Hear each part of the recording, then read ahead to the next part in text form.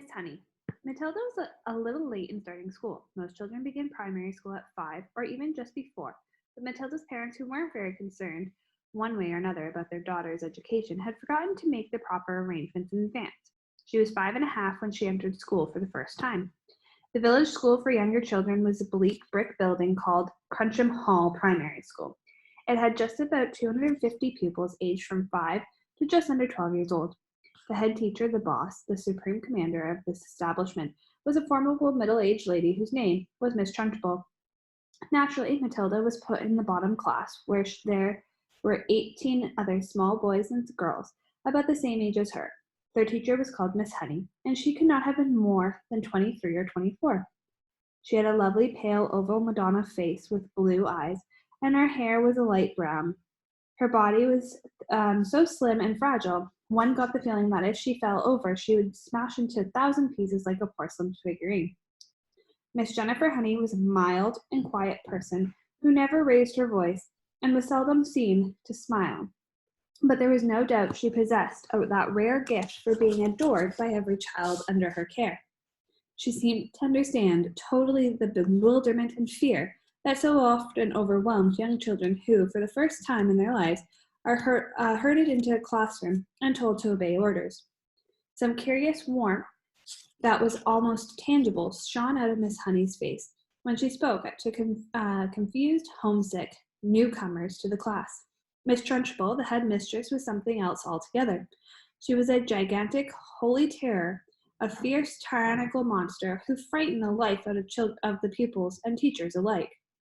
There was an aura of menace about her, and even at a distance, and when she came up close, you could almost feel the dangerous heat radiating from her, as from a red-hot rod of metal.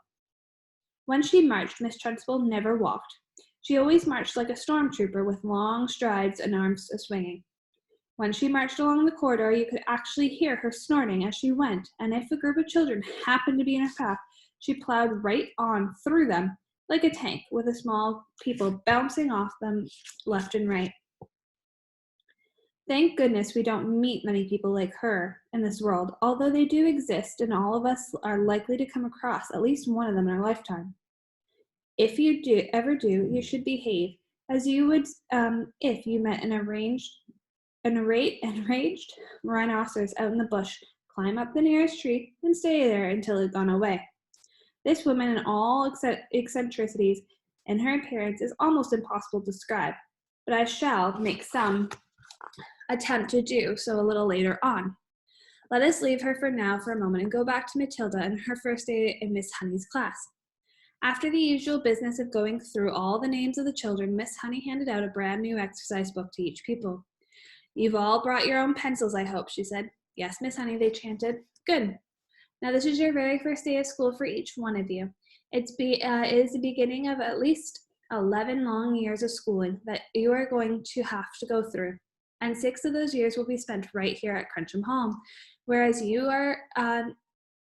you know, your headmistress is Miss Trunchbull. Let me, for your own good, tell you something about Miss Trunchbull.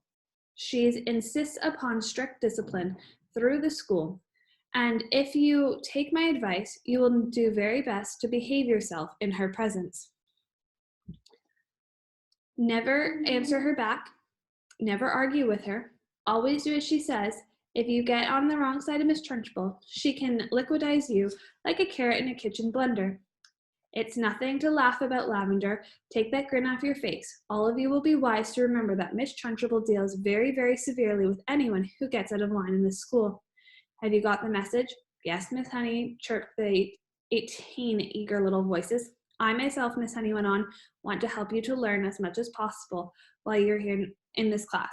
That is because I know it will make things easier for you later on. For example, by the end of this week, I shall expect every one of you to know the 2 times tables by heart.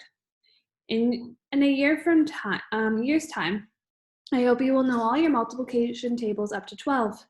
It will help you enormously if you do. Now then, do any of you happen to have learnt your 2 times tables already?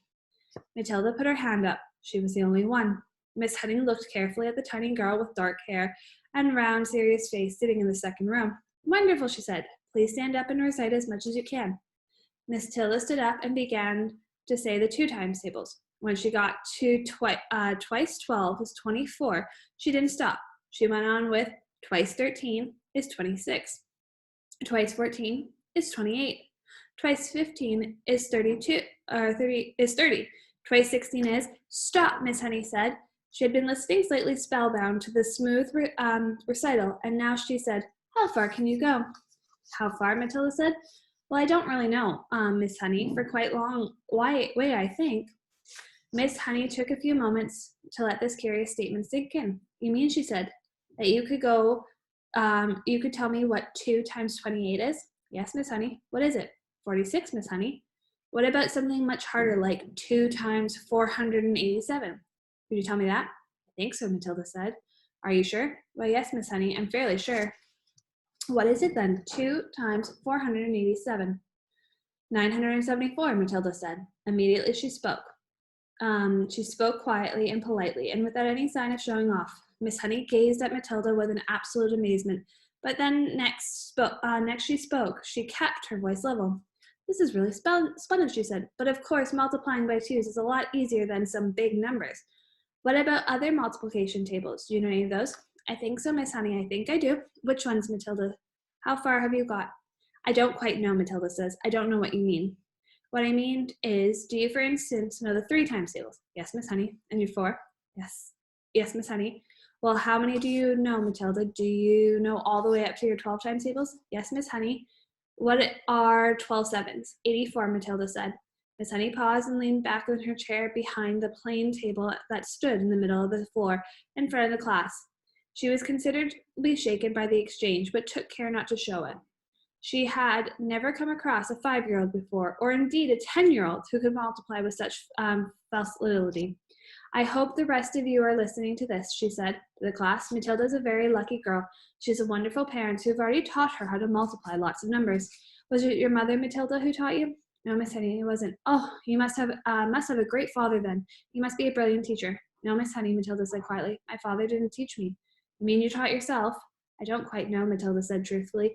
It's just that I don't find it very difficult to multiply one number by another. Miss Honey took a deep breath and let it out slowly. She looked again at the small girl with bright eyes standing beside her desk, so sensible and solemn. You say you don't find it difficult to multiply one number by another, Miss Honey said. Could you try to explain that a little bit? Oh dear, Matilda said. I'm not really sure. Miss Honey waited. The class was silent, all listening.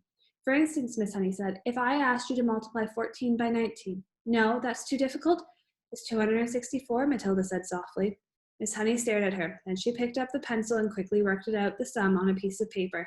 What did you say it was? She said, looking up. 266, Matilda said.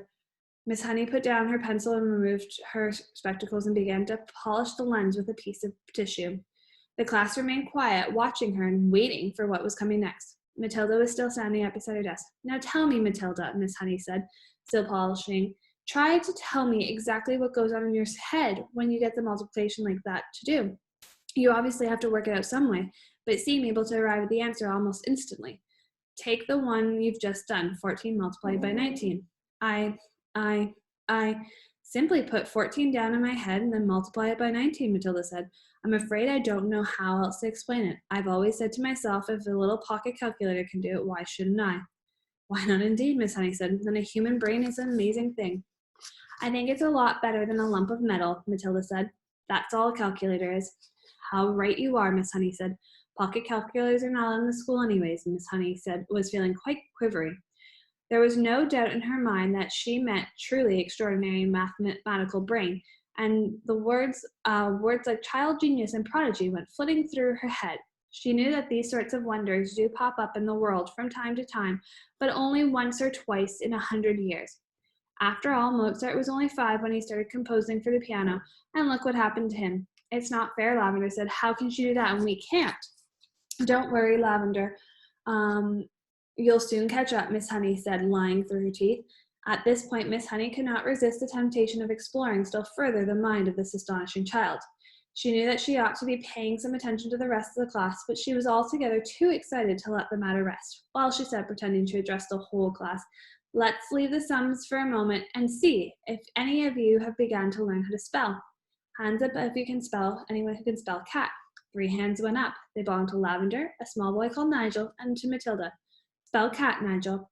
Nigel spelled it. Miss Honey now decided to ask a question that normally she would have dreamed of asking the class on the first day. I wonder, she said, whether any of you know how to spell cat, have learned how to read a whole group of words when they are strung together in a sentence. I have, Nigel said. So have I, Lavender said. Miss Honey went to the blackboard and wrote with her white chalk a sentence.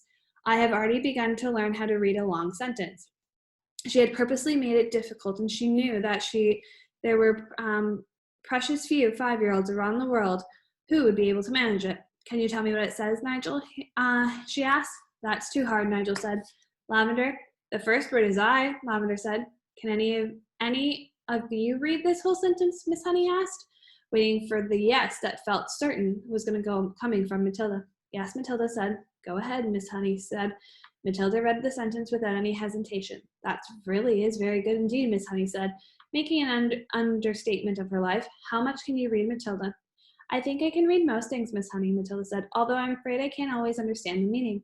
Miss Honey got to her feet and walked smartly out of the room, but was back in 30 seconds carrying a thick book. She opened it up to random plate and placed it on Matilda's desk. This book is of the humorous poetry, she said. See if you can read that one aloud. Smoothly, without a pause, at nice speed, Matilda began to read. An epicure dining at Crewe found a rather large mouse in his stew. Cried the waiter, don't shout, and wave it about, or the rest will be wanting one too. Several children saw the funny side of the rhyme and laughed. Miss Honey said, don't you know what the epicure is, Matilda? It's someone who is dainty with his eating, Matilda said. That's correct, Miss Honey said. And do you know what happened to, you don't happen to know what the particular type of poetry is called? It's called a limerick, Matilda said. That's a lovely one. It's funny. It's a famous one, Miss Honey said, picking up the book and returning it to her table at the front of the class. A witty limerick is very hard to write, she added. They look easy, but they're most certainly not. I know, Matilda said. I've tried quite a few times, but mine are never any good. You have you? Miss Honey said, more startled than ever. Well, Matilda, I would very much like to hear one of those limericks you say you have written. Could you try to remember one for us? Well, Matilda said, hesitating, I've actually tried to make one up about you, Miss Honey, while we've been sitting here. About me? Miss Honey cried. Well, we've certainly got to hear that one, haven't we? I don't think I want to say it, Miss Honey. Please tell it, Miss Honey said. I promise I won't mind. I think you will, Miss Honey, because I have to use your first name to make things rhyme, and that's why I don't want to say it. How do you know my first name, Miss Honey asked. I heard another teacher calling you it just before we came in, Matilda said. She said she called you Jenny. I insist upon hearing this limerick, Miss Honey said, smiling one of her rare smiles. Stand up and recite it. Reluctantly, Matilda stood up very slowly, very nervously, and recited her limerick. The thing we all ask about Jenny is, surely there can't be many. Young girls in the place with so lovely face. The answer to that is not any. The whole of Miss Honey's pale, pleasant face blushed a brilliant scarlet. Then once again she smiled. It was a much broader one this time, and a smile of pure pleasure. Why, thank you, Matilda, she said, smiling. Although it's not true, it's really a very good limerick. Oh dear, I must try to remember that one. From the third row of the desk, Lavender said, It's good. I like it. It's true as well, a small boy Rupert said. Of course it's true, said Nigel. Already the whole class had begun to warm to Miss Honey, although as yet she had hardly taken any notice of them except Matilda. Who taught you to read, Matilda? Miss Honey asked. I just sort of taught myself, Miss Honey. And have you read any books all by yourself? Any children's books, I mean? I've read all the ones in the public library in the High Street, Miss Honey. And did you like them? I like some of them very much. Indeed, Matilda said, but I thought others were fairly dull. Tell me which ones you liked. I like The Lion, the Witch, and the Wardrobe, Matilda said. I think Mr. C.S. Lewis is a very good writer, but he has one failing. There are no funny bits in his books. You were right, Miss Honey said. There aren't many funny bits in Mr. Tolkien either, Matilda said. Do you think that all children's books ought to have funny bits in them? Miss Honey asked. I do, Matilda said. Children are not so serious as grown-ups, and they love to laugh. Miss Honey was astonished by the wisdom of this tiny girl. She said, And what are you going to do now that you've read all the children's books? I'm reading other books, Matilda said. I borrow them for the library. Miss Phelps is very kind to help me. She helps me choose them. Miss Honey was leaning far forward over her work table, gazing in wonder at the child. She had completely forgotten about now the rest of the class. What other books? She murmured. I'm very fond of Charles Dickens, Matilda said. He makes me laugh a lot, especially Mr. Pickwick. And at that moment, the bell in the corridor sounded for the end of class.